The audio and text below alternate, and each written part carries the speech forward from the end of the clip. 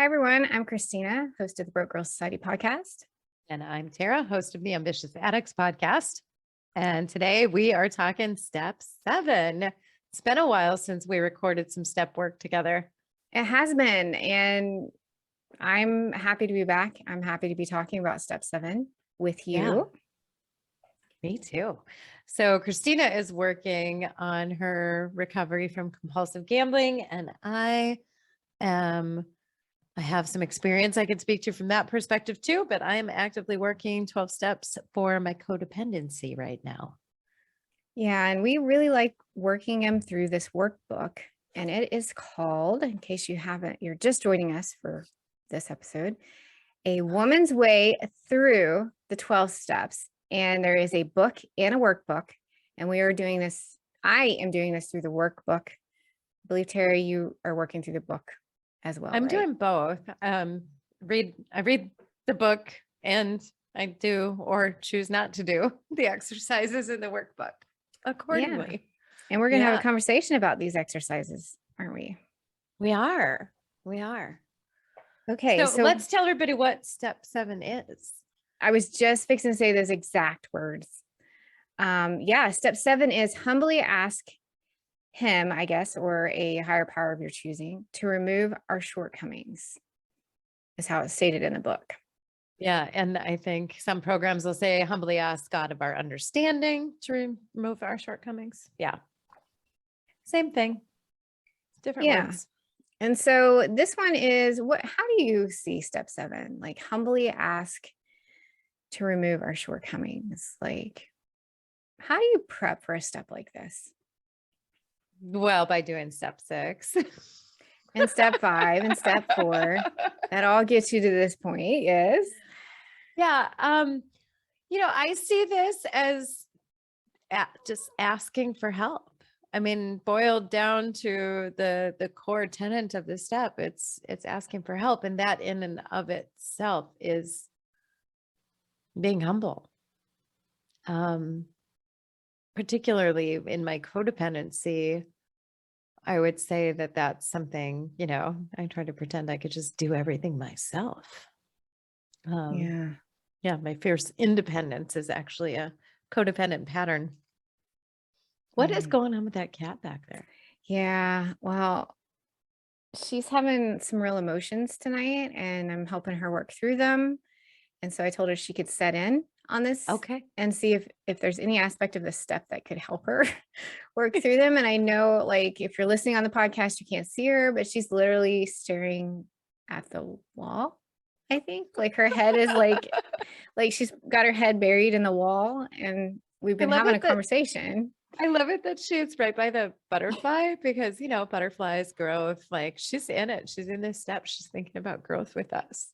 Yeah, but she's also giving me like the side eye. So, yeah.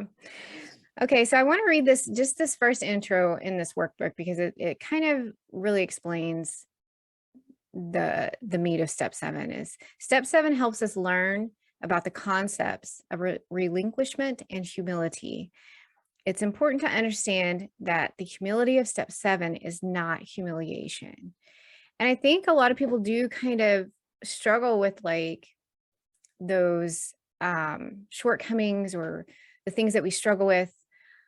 It does sometimes feel like shame or humiliation that we can't let certain things go, or we, struggled with certain repeated patterns. And so I think I like the idea of thinking it more of like just humbly, let's humbly address these things that are causing stress and chaos to our life.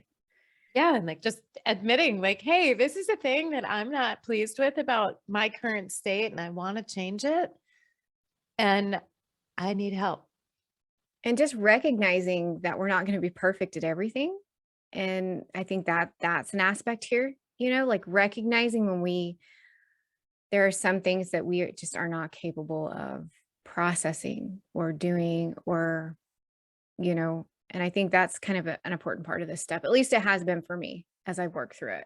Yeah, for me too. I would say also that self-acceptance and self-compassion and the patience with ourselves as we work to create change. As you know, like change is one of the topics I have a course around for my students. Like navigating change is a huge part of our recovery.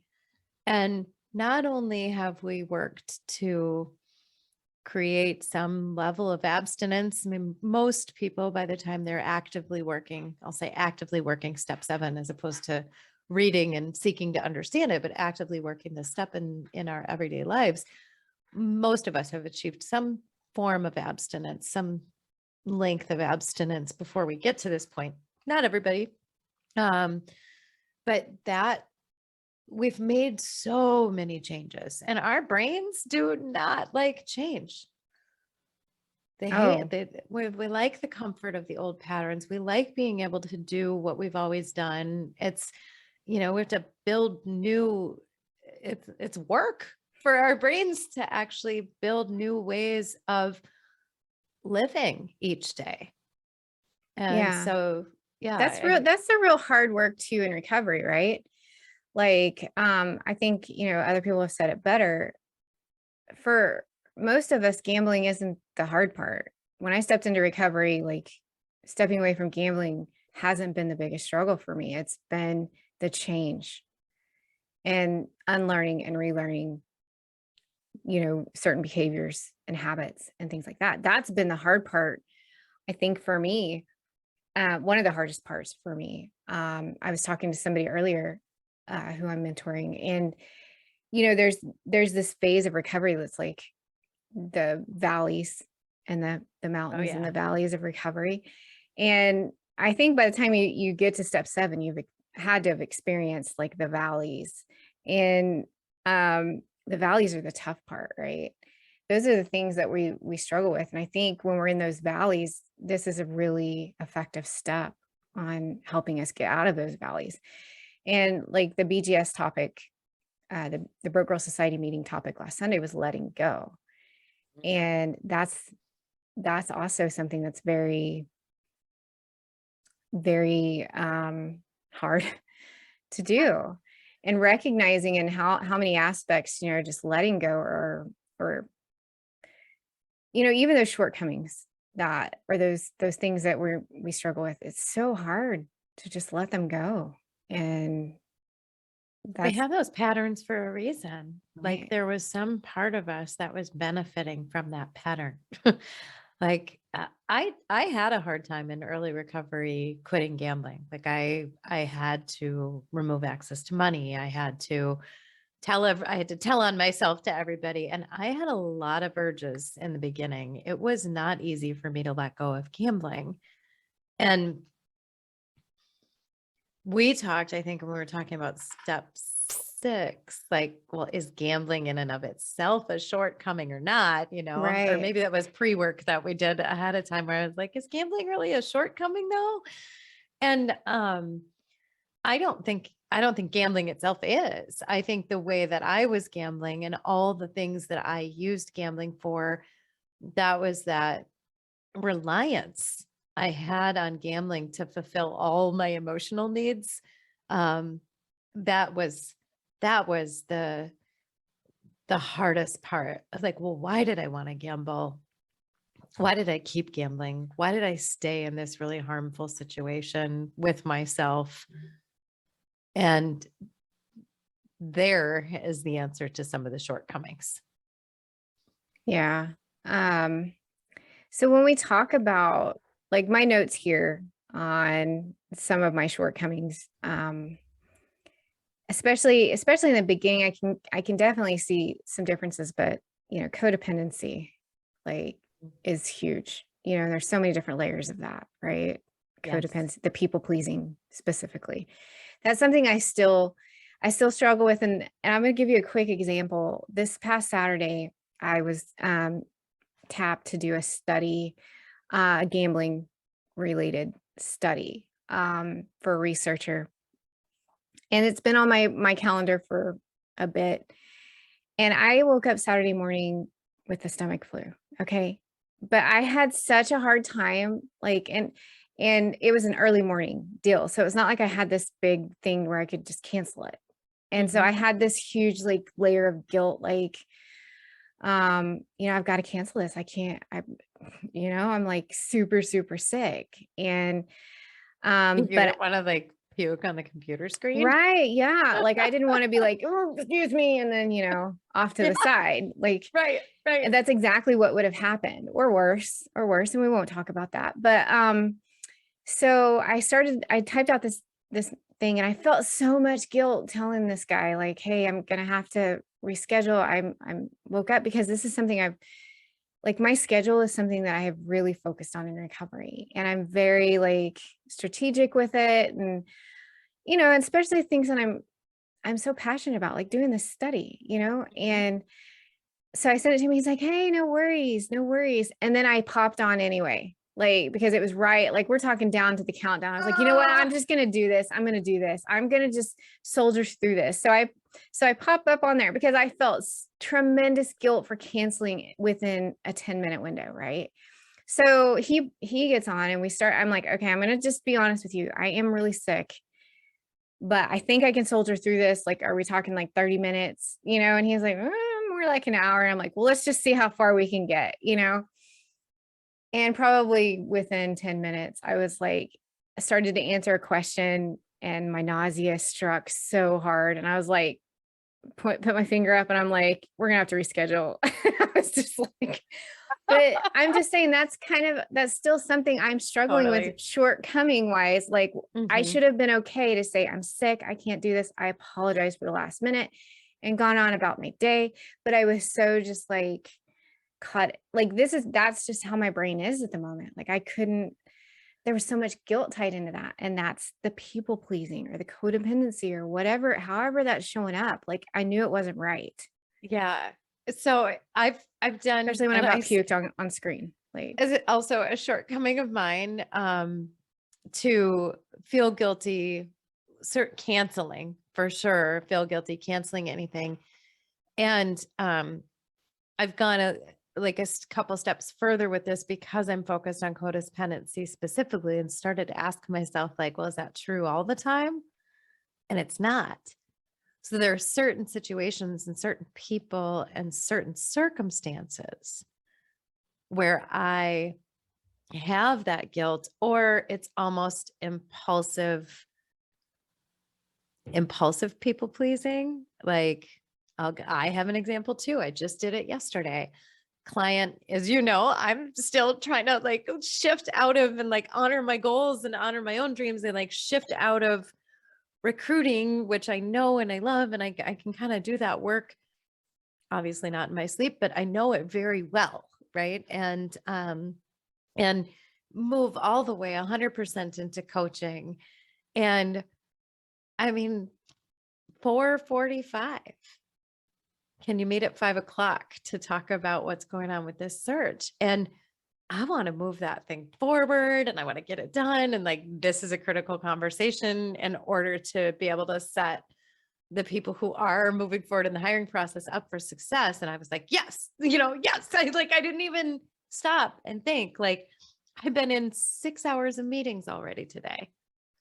I had a lot of writing I did today. I didn't even stop and think about myself for a second. And so, when it comes to like work stuff, I can have this false sense of urgency that I create part of it is to please the other person and have them see me as somebody that gives really good service. And the other part of it is, I think, this fear of the unknown in the other situation where I'm questioning my own worthiness. And so in work situations, it shows up, and with certain people, it shows up. But there are other people in my life where I know without a doubt, they accept me fully as I am. And they know that I'm showing up 95% of the time, and the 5% I don't, I really can't. yeah. I need to get there. Like, because it's like, even like on our Monday night sessions, I was just like, I seriously can't even hold the phone. My head is pounding so bad. And it's like, I knew you got it. I knew you understood because I've shown up Yeah. like every Yeah, week there's unless no my health guilt. has gotten in the way. And it was like, because I knew you understood that and knew that I really would be sick to Yeah. not show up. And Yeah. so it's like, And like did you even for a second have any guilt about that with me? no, Yeah, no. right? Right. So isn't Yeah. that interesting?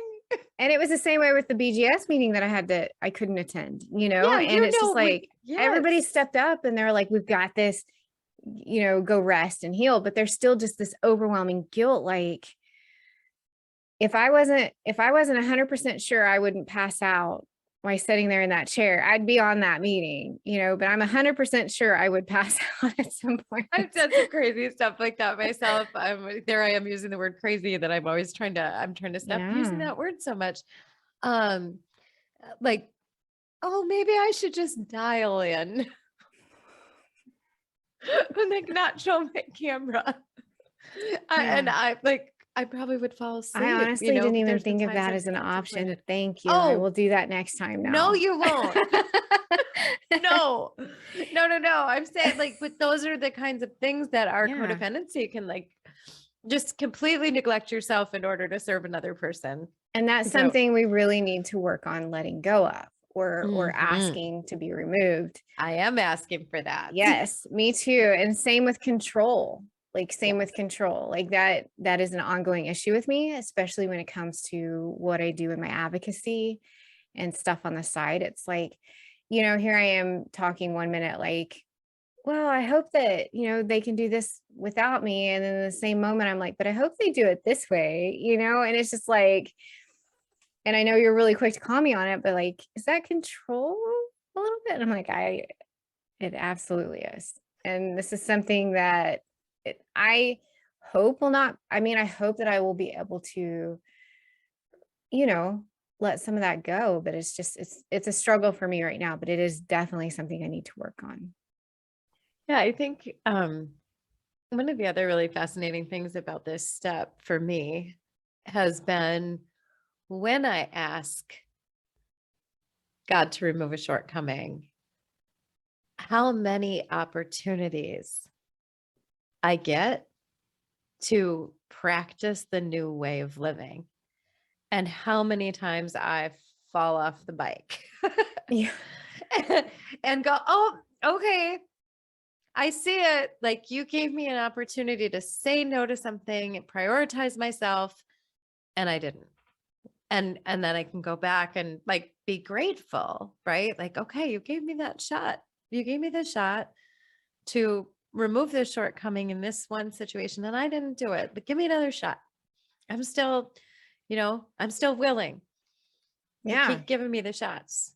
And Keep giving me the chances to work on it and and I think the more that we do work on it, we do see those missed opportunities. It's like the more awareness we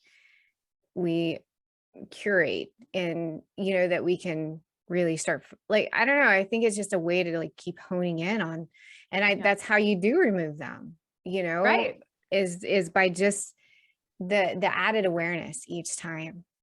Yeah. And then if we don't succeed, not coming back and using that as a weapon against ourselves. Like, I'm never going to stop this. I remember when I was early in my recovery and asking to remove the shortcoming of anger.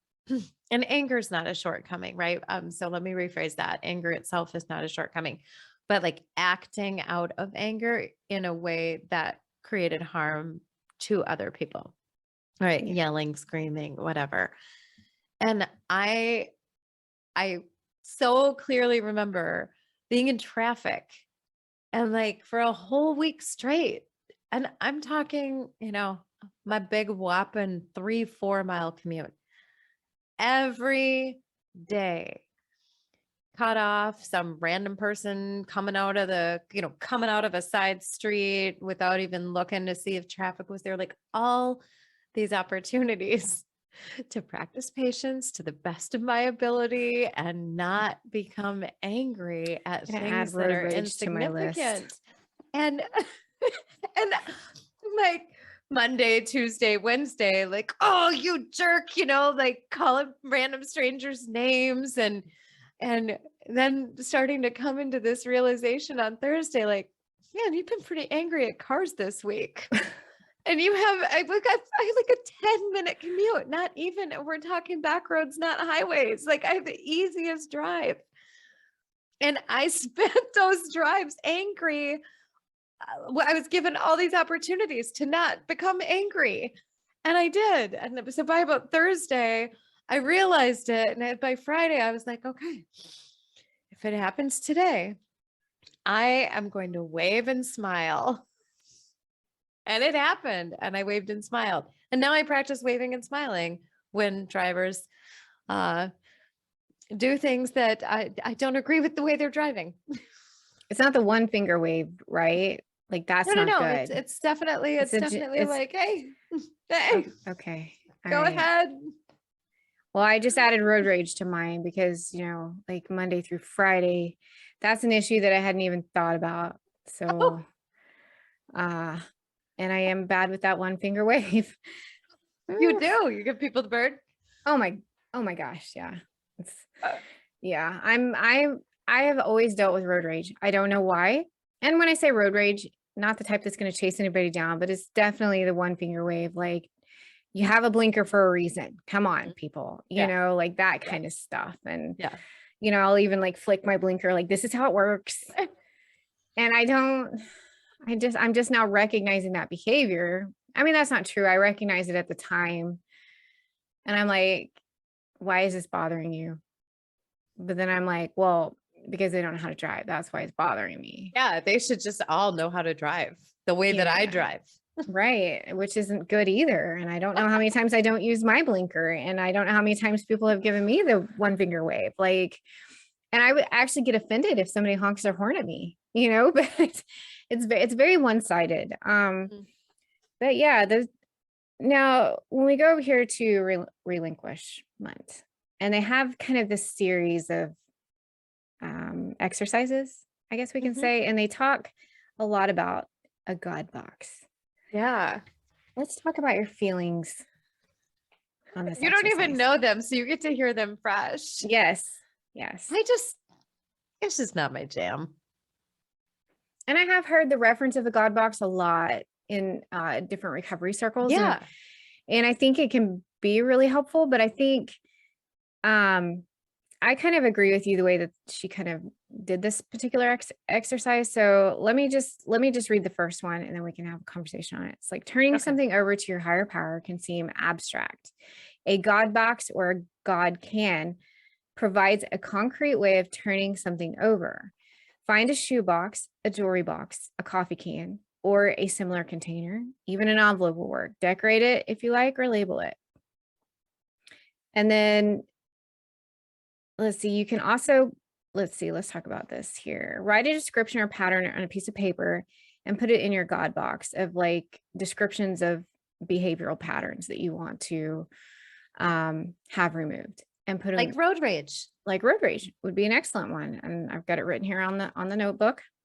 I'm gonna work on that probably next week though. Let's see. So yeah, and so it's just kind of like, and I mean, I kind of get this in a way of like my burn book journal that I created. It's a way that I kind of write out those negative feelings when I'm really struggling with self-doubt, self-hate, those types of feelings. And I write those out. And for me, that is a way of release. And I think that's kind of how they're looking at the God box. Like write it out, stick it in the God box and let it go. Yeah. Let it go. I wish I could sing. I would do that, but no.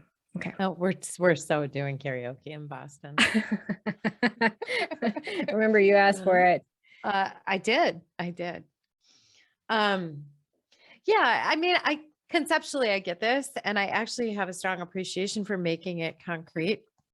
For me, I want to look back on some of this. I want to reflect on it. I want to actively engage in a dialogue with my version of a higher power. And somehow for me, this God box thing feels, how do I put this into words? A bit like, here you go, you take it, it's all yours. And I see my relationship with my higher power is a little bit different. And she actually talks about it later, this harmony melody thing that we're working together. I'm following God's lead, and so something for me just with the actual box, it's like, I'm just going to throw that in there and you got it. And I believe God's got it, but I believe I also am required to participate and take some action beyond just saying, I want to be done being angry. And so I do like to have the ability to look back on things. And I love the burn book for that reason too. There are some things like negative thoughts, specific negative thoughts that I want to burn. Like I want to be done with those thoughts. They're out of my head. I want a physical release of some sort. Crumple it up in the trash. Like those feelings of like, you're not worthy. Like, I don't want to feel those feelings because I am worthy. I know I've done some things, but I am worthy of the hope and healing that recovery brings. And so, I very much agree. Yeah. So that's the thing with this exercise that somehow it doesn't feel right for me to just put something in a box or an envelope and be like, here you go. Because I believe I need to do something with God. Like work together. And I think working on them in that kind of essence or that kind of emotional capacity, like that's going to kind of like for me, it's like reinforcing it, and really kind of taking it on. Yeah. And, with the help, it's like, you're not carrying it on your own. Right. Right. And whatever your higher power is, whether it's I like, there's a lady in our group who called it the term GUS, which is God, universe, source. Yep. And I don't know, that's really just kind of stuck with me since she said that. And I kind of just like the all encompassing of it for me personally. I like the thought of just the universe and the energy and how it's just really opened up for me in recovery. And so I kind of like that I have this kind of universal energy around me that it just like adds to my strength a little bit, I mean, not a little bit, a lot. I feel. Lot. Yeah. And it's just like connection and like it just feels so connected. I feel that way with nature too. We don't want to add the N in there though, because it might be like guns. Oh, yeah. Yeah, no, we'll just leave it at Gus for now. Gus. Yeah. And I just do want to credit the woman that said it in recovery without sharing her name, obviously, but I didn't want to take credit for that. Yeah. Okay. So let's move on to the next part of this, and it's humility. Humility also means I recognize a spiritual source greater than myself. And I absolutely 100%. I think that's one of the feelings I recognize most in early recovery is humility, because you really have to become humble.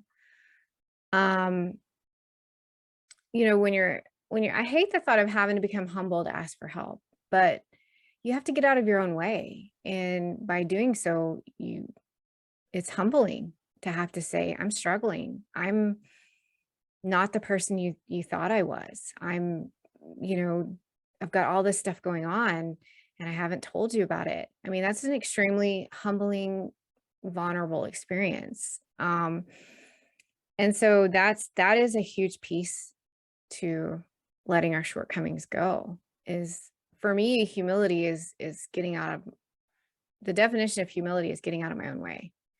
And that's doing what needs to be done. Yeah.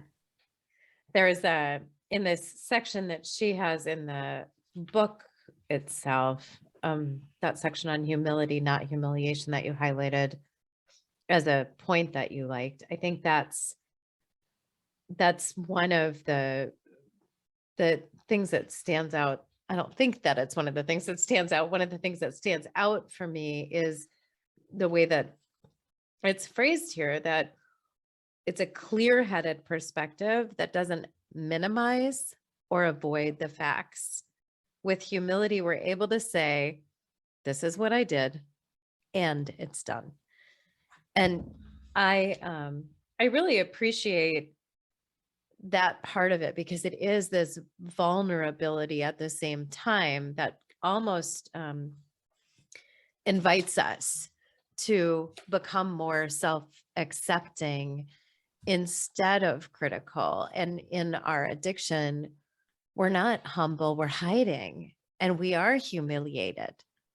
We're humiliated inside. We're feeling humiliated all the time, so much so that we won't even show the world who we are. Yeah. And so I see this type of humility as really being critical to be able to move forward towards change. Facing the facts squarely and then saying, yeah, I did that and I'm done doing that now. Yeah. And I think too, it's not just being humble in the very beginning when you have all this truth that you need to lay out. Right. It's being humble in those valleys that we talked about. And that very thought of like, and I remember experiencing these valleys, and I've talked to people who are currently experiencing the valley. And it's like when I say that, you just think, you go back to this thing where I can handle my own issues, or I can work through this. And working through it is how we build those skills to work through there are times where we really need to try and work through it on our own, but then there's those times where it's okay to humbly ask for help and say, I'm really struggling here. And that was the difference. That was the difference for me. That's what helped me get out of those valleys, is when I would reach out and be like, I'm really struggling here. I don't know why. I don't know why. And when you ask for that help and you talk to somebody and you say, this is what I'm going through, you take away that pride, I guess, can be a shortcoming, right? Pride is a shortcoming. You take away that pride of like, I can fix this on my own, and you let somebody else in, and they can really kind of help transition you into a different mindset, a different way of working through what you're going through. Yes. Yeah. There's another section in the book that talks about this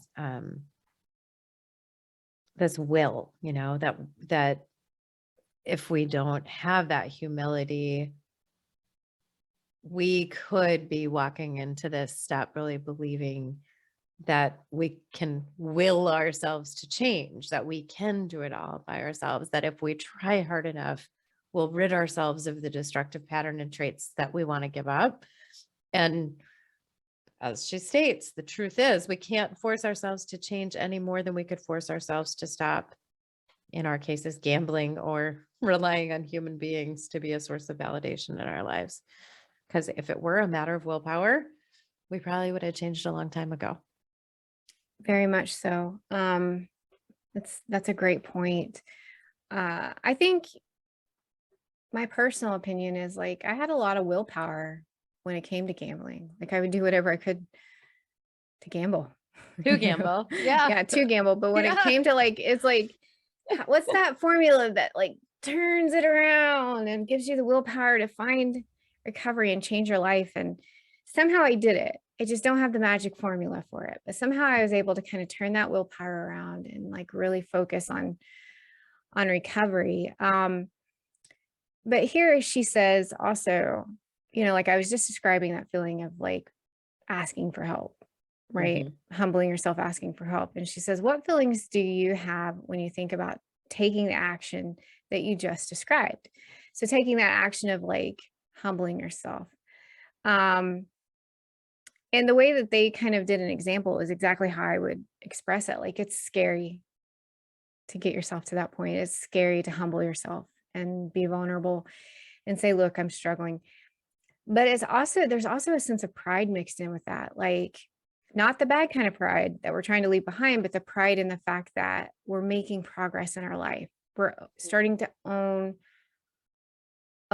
these shortcomings, like, or starting to kind of overcome, I guess that's the word, these shortcomings. And there's a lot of like good feeling in that. Like, that's how you kind of know, like, you're working through some of the hardest stuff is because it's a mix of fear and gratefulness and even a sense of the good kind of pride, that you take in yourself, not in the I can't humble myself pride. Isn't There's two that different kinds. it's fascinating to think, and humility, it can sometimes be bad, right? Almost like you're putting yourselves, to talk about this in here too, like you're putting yourself beneath everybody else. Like that's not the kind of humility we're talking about. We're not saying you're less than anyone.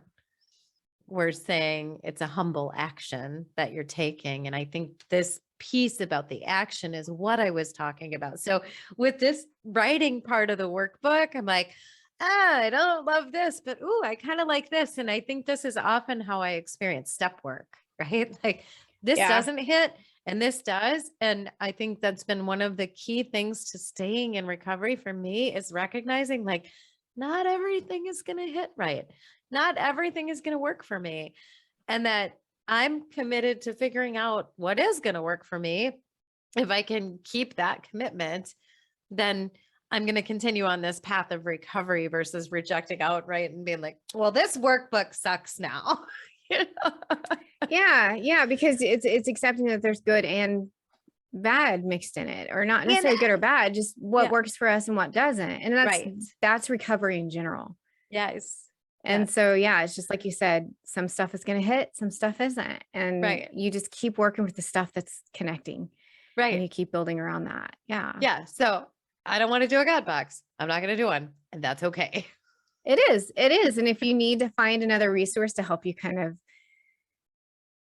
I guess, explore and find those shortcomings, like some of them are obvious, to ourselves, but like the road rage, like, it was kind of obvious, but kind of denial kind of thing. Yeah. Kind of like something, that there's just so many things. And it's just like, that's why it's so important coming back and sorry, the cat tail is Cats. killing me.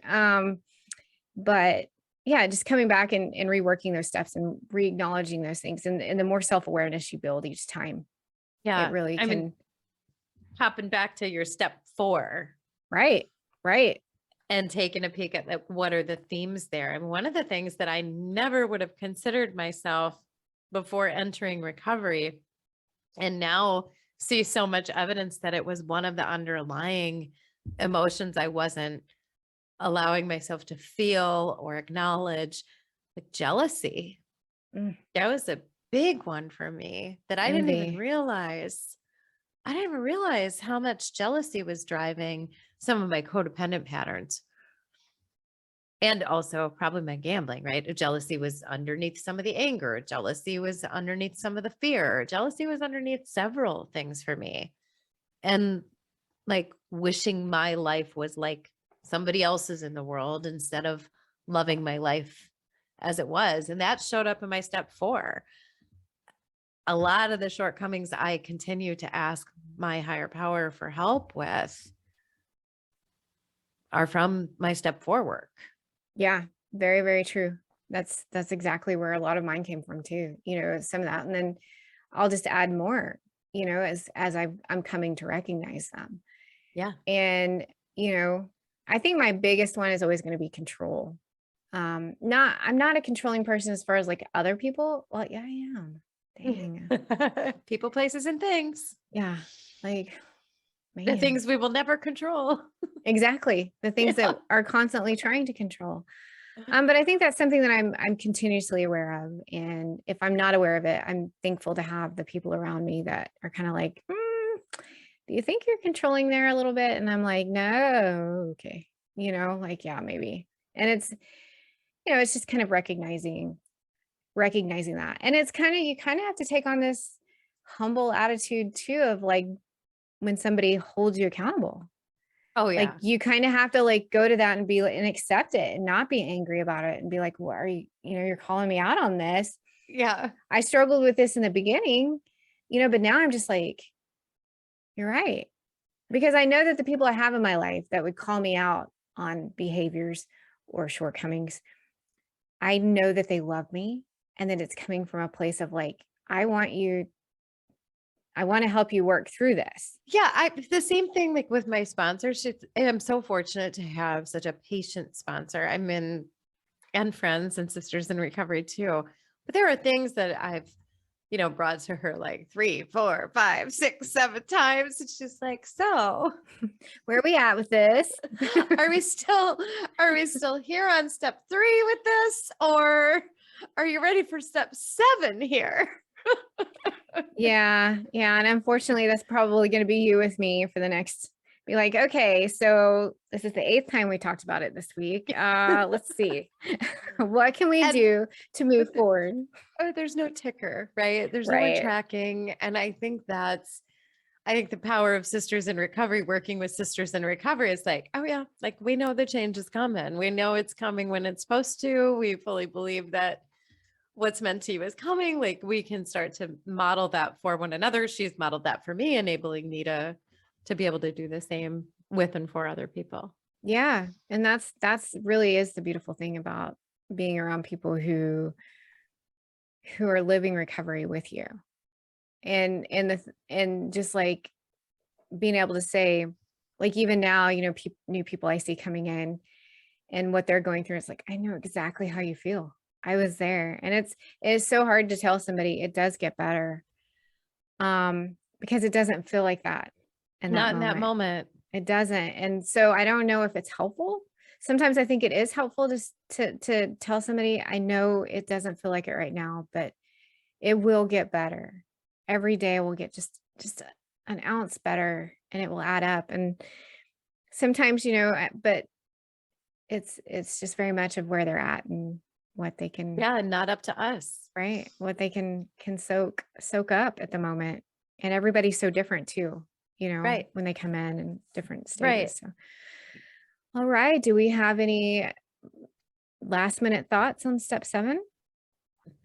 I don't know. Let me take a peek just at something real quick. Yeah. One last thought. Okay. It's the last page. Oh, that as we're looking at our shortcomings, we don't want to forget to look at the things that are good about that very same thing. So like you were pointing out with pride, like pride can be good and bad. Like, so if I'm engaging in a prideful thing, is it something that's worthy of pride? Should I be proud of myself for this thing? And, not all feelings are bad. There are times that we want to be sad and we want to be angry, and those feelings are valid and justified. And so I think we get an opportunity in this last page of the workbook on this step.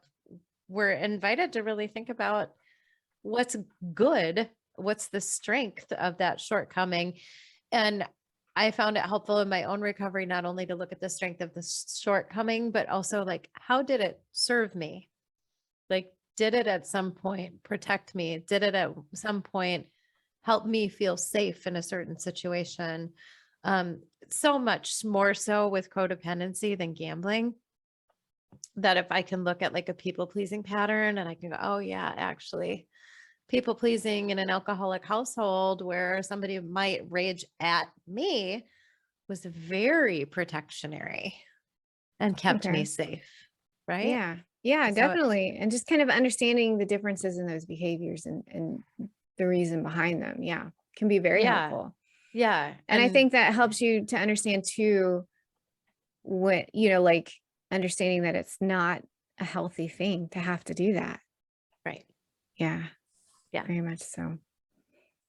And then of So course that's my last thought. How about you? You got a last thought? I guess we'll just bring it home with gratitude, right? Yes. That kind of ties into what we were saying about Totally. about the good and the bad, being grateful for, the experiences, even when, like, I guess I'm starting to realize that every situation is kind of a lesson and kind of an opportunity to grow and heal and those types of things. And so for me, kind of looking at those shortcomings and just looking at that as an opportunity to grow as a person and grow past those. So I'm grateful for those opportunities. I'm grateful for where I am today, that I can look at it like that. I guess that's really where my Yeah. gratefulness is that I Yeah. can have a conversation like this and not be so hard on myself, and or the fact that I have these shortcomings, or that I'm struggling with letting go of these shortcomings. Yes. That I can just kind of understand them, be more aware of them, and use them as like a growing tool. I love it. Yeah. Yeah. The gratitude. I mean, we talk a lot about gratitude in recovery. A lot. Yeah, we do. And I think Because it's so when we important. yeah, it's so easy to get caught up in what we don't have and what we didn't do right and what we wish was different in our lives, and forget that we're lucky to even be on this side of the dirt. Right. Very much Yeah. so. Like, very fortunate to be in the position, that the position of recovery, and you know, just, yeah, very much so. Growing and healing. Yep. Well, thank you as always, my friend, for doing this with me. Thank you so much, my friend, for doing this with me too. Thanks everybody for being here with us.